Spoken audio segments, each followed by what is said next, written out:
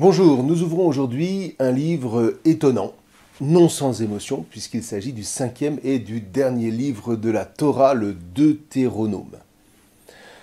Alors déjà, que veut dire Deutéronome? En fait, ce nom provient d'une expression qu'on trouve au chapitre 17 au verset 8 et qui parle de la Mishneh HaTorah, c'est-à-dire de la répétition, de la reprise de la Torah imposée par Hachem à tout roi d'Israël. Quand le roi choisi par Hachem siégera sur le trône de son règne, il aura écrit pour lui une répétition de cette Torah sur un rouleau. Alors, ce que le grec traduira par « et il écrira lui-même une seconde loi », to deutéronomion tuto, ce qui a donné, par translittération en français, Deutéronome. Alors nos frères juifs, eux, désignent le livre du même nom, la Mishneh HaTorah, mais ils parlent cependant plus volontiers du livre de Dvarim, le livre des paroles, sous-entendu des paroles de Moïse, à partir cette fois des tout premiers mots du livre en hébreu, Elle hadvarim asher diber Moshe, c'est-à-dire voici les paroles qu'a parlé Moïse. Ce qui veut bien dire ce que ça veut dire. Le Deutéronome se présente comme un long discours de Moïse à l'aube d'une nouvelle étape de l'existence des fils d'Israël, à savoir leur entrée comme peuple constitué sur le sol de Canaan. Enfin, nous y voilà. Alors, rappelons très rapidement la mémoire que mettent en récit les livres précédents, chacun à leur manière. La Genèse raconte qu'une famille nomade de 70 membres est descendue de Canaan en Égypte, Mitzraïm, vous vous souvenez, ça c'est au chapitre 46, verset 27. Alors évidemment, ce nombre est symbolique et il désigne un clan entier dont le patriarche est connu sous le nom de Yaakov. Or, quand ils en reviendront 430 ans plus tard, selon le décompte biblique, eh bien ce sera cette fois en tant que peuple constitué, uni par le don de la Torah divine reçue au désert, au Midbar, ce fameux lieu d'où surgit la parole vivante qui donne la vie, vous vous souvenez.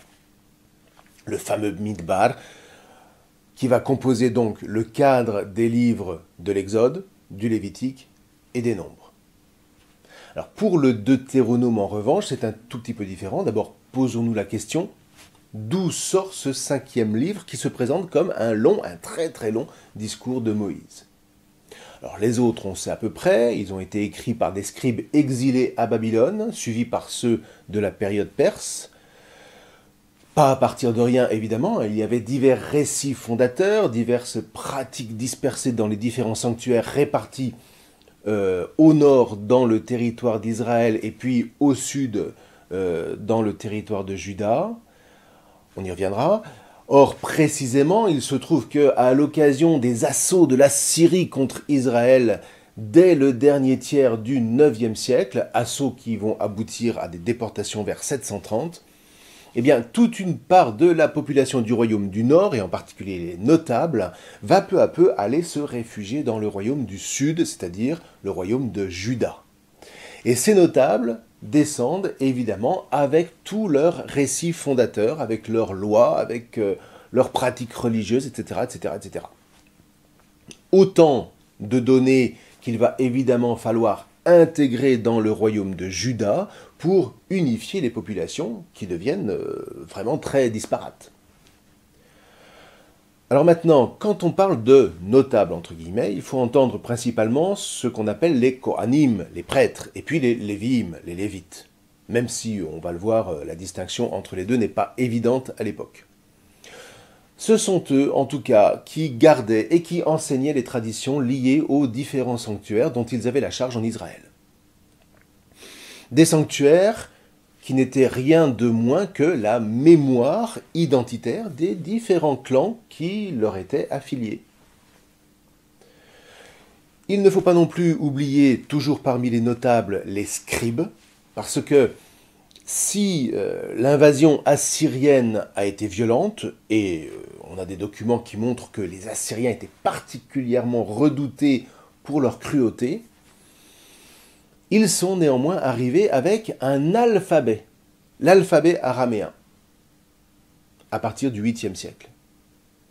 C'est un alphabet consonantique qui n'est ni plus ni moins que à l'origine de l'alphabet hébreu.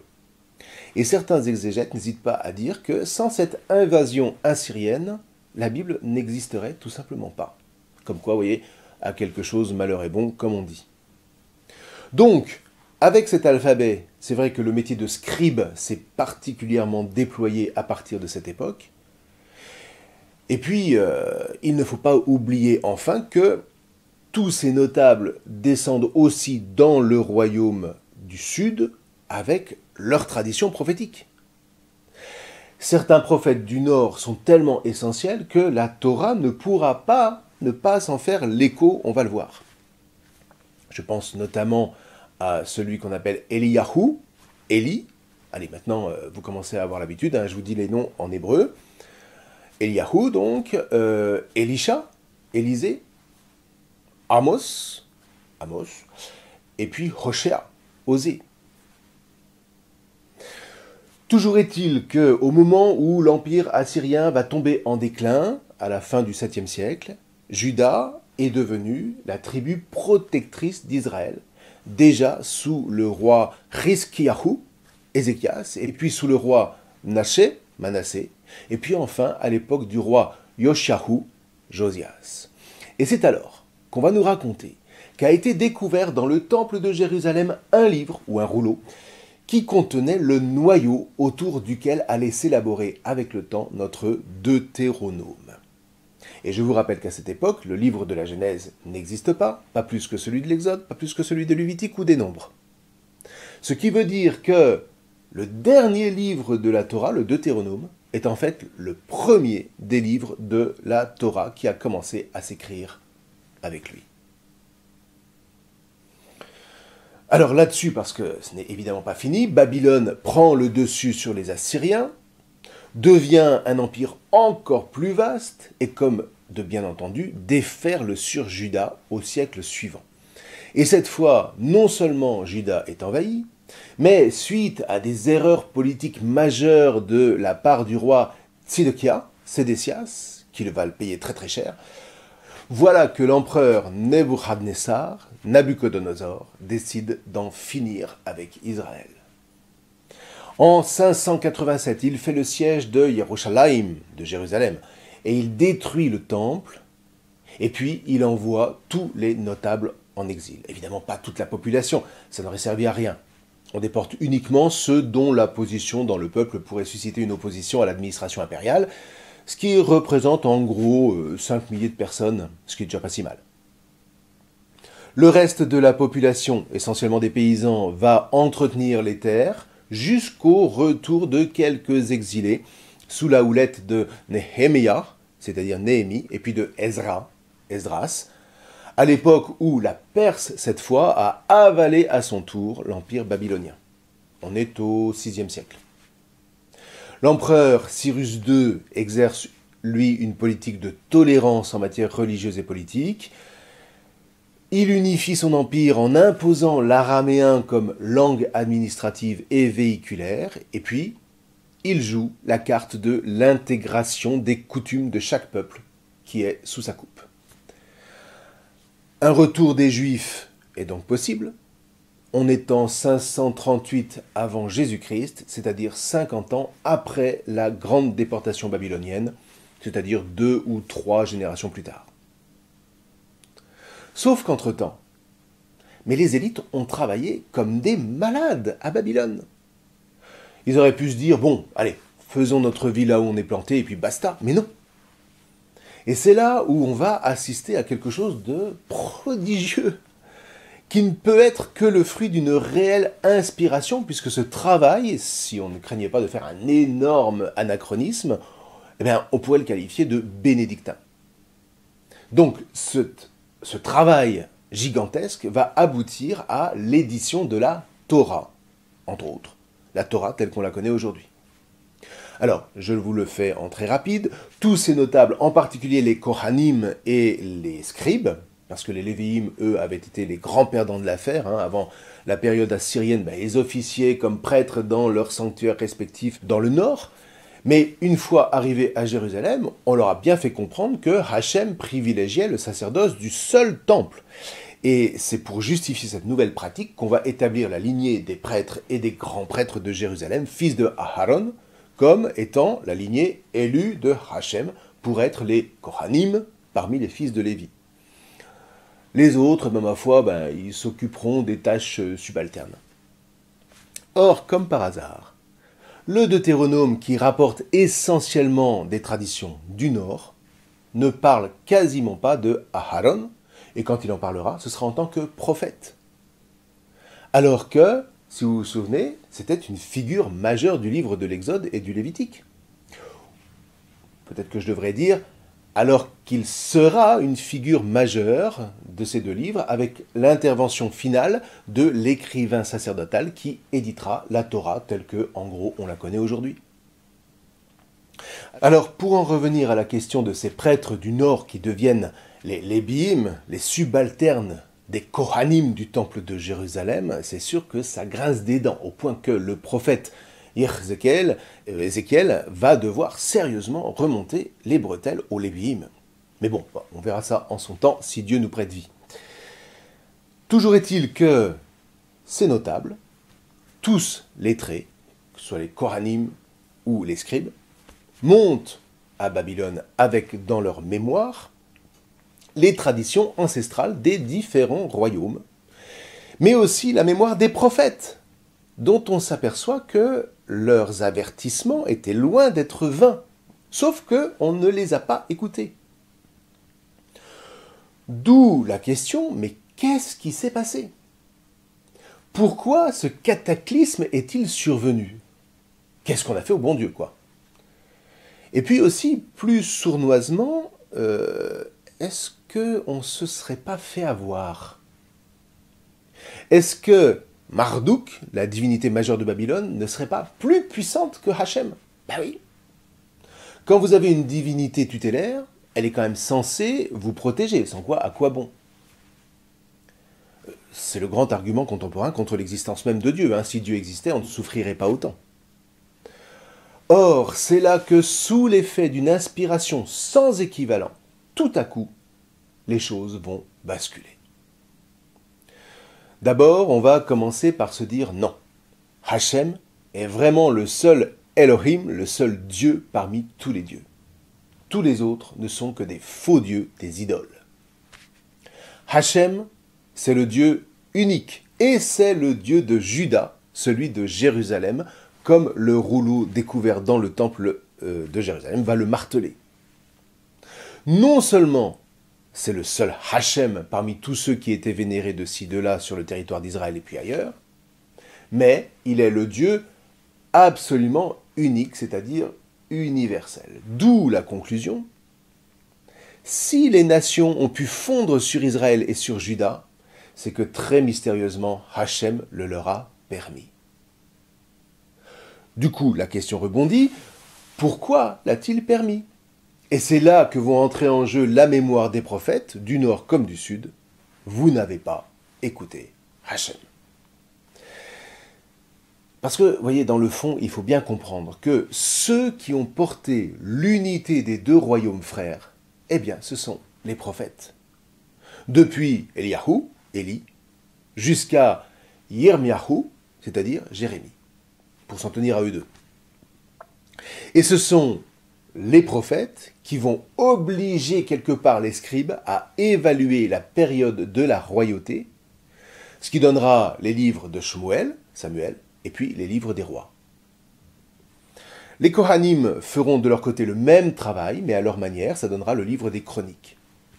Même histoire, mais racontée sous deux angles très différents. En tout cas, vous imaginez la somme de boulot qu'il y a en perspective à partir du moment où l'inspiration commence à habiter tout ce petit monde. Parce qu'à partir de là, il va falloir rien de moins que tisser entre elles toutes les traditions, celles du Nord comme celles du Sud. Alors, on se met au travail. Et on revisite cette mémoire qui est avant tout orale. Alors aujourd'hui, on a complètement exporté nos cerveaux dans nos smartphones, donc on ne sait absolument plus faire une addition sans avoir besoin de réfléchir dans nos caboches, là où nos anciens vous sortaient le résultat de tête en moins de temps qu'il n'en faut pour taper l'opération sur une calculette. Alors évidemment, quand on en est rendu à un tel niveau d'inculture, on n'imagine pas la puissance de la mémoire humaine qui fonctionne dans une toute autre dimension que nos big data qui se la pètent outre-Atlantique. En fait, les big data, ce ne sont que des archives passives, alors que la mémoire vivante, elle, est constamment active, constamment prête à ressortir les fichiers dont vous avez besoin au moment où vous en avez besoin, alors même que ce fichier en question a été classé 70 ans auparavant, quelque part dans votre cerveau. Vous ne savez pas où. Mais la mémoire, elle, parce qu'elle sait faire des rapprochements, des analogies, le sait. Et elle le sait d'autant mieux que la trace est charnelle. Or, la mémoire de ces Kohanim et de ces scribes est on ne peut plus charnelle. Qu'est-ce que vous voulez? Ils portent leur histoire dans les tripes, au point que ce n'est pas parce qu'ils ont été déportés qu'ils vont oublier leur terre natale et tout ce qu'elle porte comme tradition. Demandez à un Breton parisien s'il en oublie sa Bretagne, ou à un Corse s'il en oublie son île, ou alors à un Basque s'il en oublie sa pelote. C'est la même chose, avec les mêmes tripes. Du coup, tous ces hommes vont se mettre à discuter, à rapporter leurs traditions respectives, qui du nord va se référer à Jacob, ou à Joseph, ou à Réhouben, etc., qui du sud se réfère à Abraham, ou Yitzhak, ou Benjamin, Benjamin, ou Shimon, Siméon, sans oublier évidemment David et son fils Shlomo, Salomon. Sans oublier non plus, sans doute, venant des traditions du Nord, la figure d'un certain Moshe, Moïse, dont on ne peut pas ne pas s'étonner qu'on en parle si peu dans les livres de Samuel et des rois. L'histoire de David parle de l'arche, ça c'est sûr, mais jamais de Moïse. Alors, Moïse reparaît quand même dans le premier livre des rois, 4 fois, 6 fois seulement dans le second. Encore plus étonnant, jamais les prophètes ne mentionnent la figure de Moïse, alors qu'on ne peut pas trouver plus acharné défenseur de la Torah de Hachem que les prophètes. Et pourtant, à en croire la Torah, Moïse est quand même une figure à tout le moins incontournable. Et là, vous voyez, on voit que tous ces scribes ne sont pas des tricheurs. Ils reçoivent cette mémoire historique et prophétique sans que Moïse y soit mentionné. Eh bien, ils ne vont pas chercher à le rajouter artificiellement. Eh bien, vous voyez, si on reconnaît cette honnêteté intellectuelle, on peut aussi la reconnaître pour tout le reste de leur grande œuvre. Reste que, concernant Moïse et son enracinement égyptien, qui existe dans les traditions qu'ils reçoivent, eh bien, ces scribes et ces Kohanim, judéens en exil, vont se dire ce qu'on se dit souvent quand on rencontre un grand homme. Mais son histoire, c'est la nôtre. Du coup, un lien privilégié s'instaure entre Moïse et ses scribes. Alors il est bien évident que historiographiquement, je vous l'ai déjà dit, Moïse n'est pas ce guide de 3 millions d'hommes et de femmes dans le désert, sauf que une tradition, sans doute du Nord, témoigne de l'épopée d'un Moïse qui a guidé toute une population depuis l'Égypte jusqu'en Canaan. On l'avait estimé, si vous vous souvenez, à environ 6000 personnes, ce qui n'est déjà pas si mal. Or, les scribes s'aperçoivent que cette tradition parle en fait de l'histoire de tout leur peuple. Alors, ils vont se l'approprier et raconter leur histoire en prenant Moïse pour guide.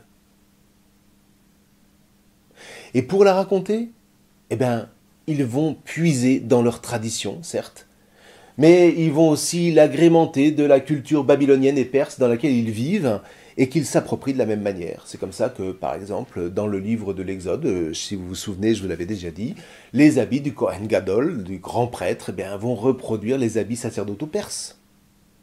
Un peu comme ces peintures flamandes qui représentent Jésus en habits du XVe ou du XVIe siècle. Ou alors les fresques de Jésus Mapha qui mettent en scène un Jésus négroïde.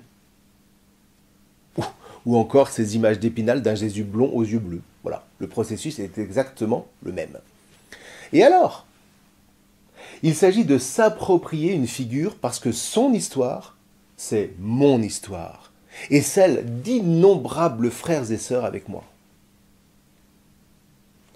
Alors, bon, ceci dit, entre parenthèses, le mécanisme est très différent en ce qui concerne la composition des évangiles qui ont été rédigés moins de 2 décennies après la mort de Jésus, par ceux-là même qui ont vécu avec lui, et à qui il a fait apprendre par cœur ses enseignements pour pouvoir ensuite les redonner à ceux vers qui il serait envoyé. Alors là, pour vous dire ça, je me base sur la tradition syriaque, une tradition araméenne donc, allez savoir pourquoi, totalement ignorée par l'Occident, mais qui a pourtant bien des choses à nous dévoiler et que personnellement je redécouvre avec une joie immense. Mais bon, allez, c'est un autre problème. Néanmoins, c'était important qu'on le précise, c'est vrai.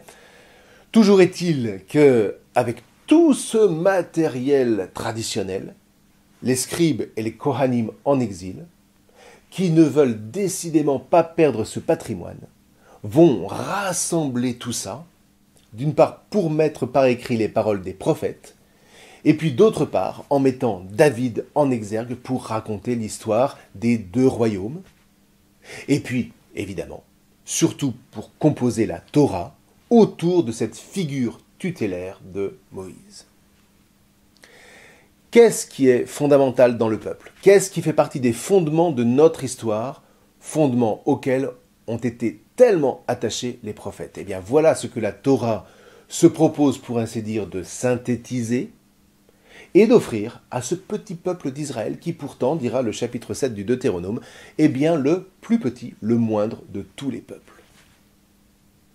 Alors, ce fut encore une fois un travail gigantesque, de très longue haleine, puisque tous les indices portent à croire que la Torah, telle que nous la lisons aujourd'hui, ne sera pas disponible en l'état avant le 4e siècle avant Jésus-Christ. Donc, c'est vraiment très tardif. Et encore, voyez, parce que la version qui est la nôtre est celle qu'ont fixé définitivement ce qu'on appelle les Massorètes, les Baalei HaMasora, c'est-à-dire les maîtres de la tradition. Or là, on est au 9e siècle après Jésus-Christ. Et de fait, il y a des nuances avec la version qu'a connue Jésus, des nuances qu'on retrouve dans la traduction grecque de la Torah faite 2 siècles avant la naissance de Jésus en Égypte. Donc vous voyez, c'est quand même un travail monumental. Alors, pour résumer, comment tout ça a-t-il commencé? Eh bien, par la découverte, on va mettre ça entre guillemets, parce qu'on soupçonne à bon droit un effet de lobbying politique, par la découverte donc d'un rouleau dans le temple de Jérusalem, à l'époque de Yoshahu, Josias. On est au 7e siècle avant Jésus-Christ. Ce rouleau n'était évidemment pas aussi développé que le livre qu'on va scruter ensemble, mais on pense aujourd'hui qu'il était construit sur le modèle de ce qu'on appelle les procès d'alliance, on va y revenir, et il comprenait ce qu'on appelle une titulature, où Hachem reçoit le titre de Dieu unique, le fameux Shema Yisraël, écoute Israël, le Seigneur ton Elohim est un, tu aimeras Hachem de tout ton cœur, etc., etc. Puis venaient ce qu'on appelle les stipulations du chapitre 12, versets 13 à 18, qui interdisaient d'offrir des holocaustes dans un autre lieu que celui qu'aura choisi Hachem, évidemment Jérusalem. Suivaient ensuite les sanctions applicables aux contrevenants, ça c'est le chapitre 13. Les prescriptions des grandes fêtes de pèlerinage où toute la population était censée se rassembler, là on va du chapitre 16 au chapitre 18 actuel. Et puis enfin les bénédictions et les malédictions du chapitre 28. On ne parlait même pas de Moïse dans ces passages, c'était un décret royal, et puis voilà. Reste que c'est à partir de ce début de rouleau du Deutéronome que s'est façonné par après l'ensemble du Pentateuque et de l'Ancien Testament. Donc vous voyez, on termine la lecture par le Deutéronome, mais en fait, c'est par le Deutéronome que tout a commencé. Qu'on a effectivement pu reprendre l'histoire de tout le peuple d'Israël et en décrypter le sens. C'est à partir de là qu'on a composé les différents récits, en puisant dans des représentations de l'époque. On les a étoffés, On a élaboré tout un système de lois pour permettre au peuple de s'élever et d'élever son âme, et puis d'avoir la fierté de transmettre à ses enfants un esprit de liberté et d'espérance. On est parti de pas grand-chose, quelques versets composés à Jérusalem à l'époque, donc encore une fois de Yoshiahu Josias, et on en a fait un trésor pour l'humanité. Un petit peu comme un grain de sable minuscule qui s'insinue dans une huître et qui devient avec le temps une magnifique perle de valeur inestimable. Ou encore comme la graine de moutarde de la parabole qui est la plus petite de toutes les semences, dit Jésus, mais qui devient le plus grand des arbres du jardin, si bien que les petits oiseaux viennent sous son ombre pour y installer leur nid. Alors, tout ce que je vous dis là ne doit pas vous troubler, on en reparlera. Mais c'est bien le chemin qu'a choisi Hachem pour se révéler de l'intérieur de l'histoire des hommes, et non pas comme une espèce de dictée angélique qui serait tombée du ciel. Et c'est à nous, aujourd'hui, vous voyez, voilà encore un mot que le Deutéronome nous fera entendre souvent, à nous donc aujourd'hui de nous approprier cette histoire, de la recevoir en héritage par le Christ, et puis surtout à nous de lui faire porter ses fruits de vie dans la puissance de l'inspiration qui ne cesse pas d'habiter ses livres. Enfin voilà, vous voyez, c'est ça, lire la Bible en adulte. C'est comprendre que l'inspiration passe par ce processus de relecture. Et Jésus ne dira pas autre chose à ses disciples. Quand il viendra, lui, l'Esprit de la vérité, il vous guidera dans toute la vérité. En effet, il ne dira rien de lui-même, il ne va pas inventer des trucs nouveaux. Mais c'est ce qu'il aura écouté qu'il dira. Et c'est alors ce qui va venir qu'il pourra annoncer. Lui me glorifiera, car c'est ce qui vient de moi qu'il prend et qu'il vous annoncera à son tour. Vous voyez la relecture toujours. Tout ce qu'a le Père est mien. Voilà pourquoi je vous ai parlé ainsi. C'est ce qui est mien qu'il prend et qu'il vous annoncera à son tour. C'est dans l'Évangile selon saint Jean au chapitre 16. Vous voyez, si on ne comprend pas ça, alors tous ces récits ne sont finalement que des fables ou des contes de Grimm, de belles histoires, de beaux sentiments, et Dieu sait si les enfants en ont besoin pour apprendre à gérer leurs émotions, mais un conte n'est jamais qu'une fiction. Toute autre chose est l'histoire avec un grand H à partir de laquelle s'est élaborée la Torah. Alors oui, elle tisse entre eux des mythes, parce que ces mythes sont justement nécessaires pour pouvoir penser. Mais pour les élaborer, elles passent par un vrai travail charnel de mémoire. Un travail qui consiste à coudre ensemble des traditions pour se mettre à l'écoute et pour pouvoir choisir le chemin béni de la vie. Et c'est bien sur ce thème que s'achèvera notre livre, ainsi que toute la Torah. Alors, je vous laisse pour le moment sur ces considérations générales. On commencera dès la prochaine vidéo à se mettre à l'écoute patiente de ce récit qui ne manquera pas de nous étonner et de nous émerveiller, je vous le promets. Je vous remercie.